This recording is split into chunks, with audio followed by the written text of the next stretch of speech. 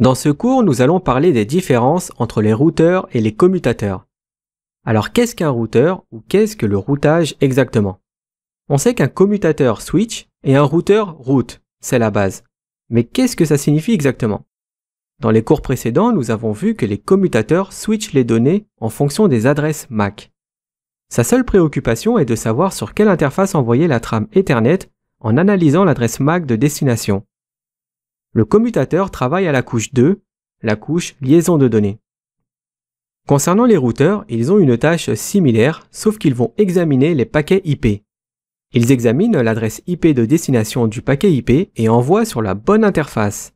Le routeur travaille donc à la couche 3, la couche réseau. Du coup, on pourrait se demander, mais pourquoi ne pas utiliser que des adresses MAC, comme ils sont uniques sur le réseau?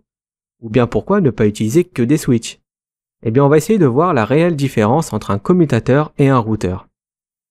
Ici, sur le premier schéma, nous avons deux commutateurs qui contiennent chacun plus de 500 PC connectés. Maintenant, si l'ensemble des PC veulent communiquer ensemble, les commutateurs doivent apprendre les 1000 adresses MAC. Ils devront apprendre aussi bien les PC de gauche que ceux de droite.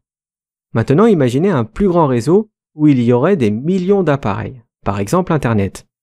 À votre avis, serait-il possible de stocker des millions d'entrées dans la table MAC d'un même commutateur?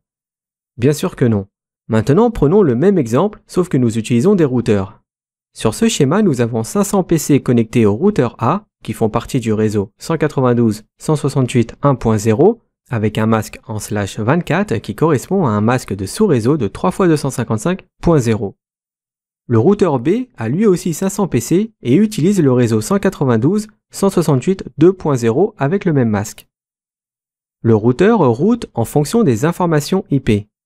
Dans notre exemple, le routeur A doit juste savoir que le réseau 192.168.2.0 est derrière le routeur B, et inversement, le routeur B doit juste savoir que le réseau 1.0 est derrière le routeur A. Au lieu d'avoir une table d'adresses MAC avec plus de 1000 adresses, nous n'avons plus besoin que d'une seule entrée sur chaque routeur pour les autres réseaux. La principale différence est que les commutateurs utilisent des tables d'adresses MAC pour transférer les trames Ethernet, et les routeurs utilisent une table de routage pour savoir où transférer les paquets IP. Quand on sort un nouveau routeur de la boîte et qu'on le connecte pour la première fois, il va construire une table de routage, mais les seules informations qu'il va enregistrer, ce sont uniquement les interfaces qui lui sont directement connectées. Tandis qu'un commutateur, lui, il va inscrire dans sa table MAC toutes les infos qui viennent de partout. Voilà pourquoi c'est beaucoup plus propre d'utiliser un routeur.